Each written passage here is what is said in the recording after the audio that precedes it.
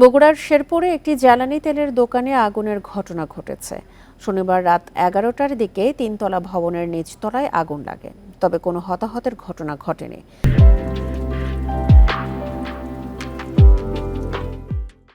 প্রত্যক্ষদর্শীরা জানায়, শেরপুরে হাসপাতাল মোড়ের দোকানটিতে রাত 11টার দিকে আগুন দেখতে পেয়ে ফায়ার সার্ভিসে খবর দেয় ভবনের নিরাপত্তা কর্মী। পরে ঘটনাস্থলে এসে কাজ শুরু করে ফায়ার সার্ভিসের 6টি ইউনিট। প্রায় 2 ঘন্টার চেষ্টায় রাত 1টার দিকে নিয়ন্ত্রণে আসে আগুন। ঘটনা তদন্ত ও ক্ষয়ক্ষতি নিরূপণের কাজ চলছে উল্লেখ করে ফায়ার সার্ভিস বলছে, বৈদ্যুতিক শর্ট সার্কিট থেকে আগুনের সূত্রপাত বলে প্রাথমিকভাবে ধারণা করা হচ্ছে।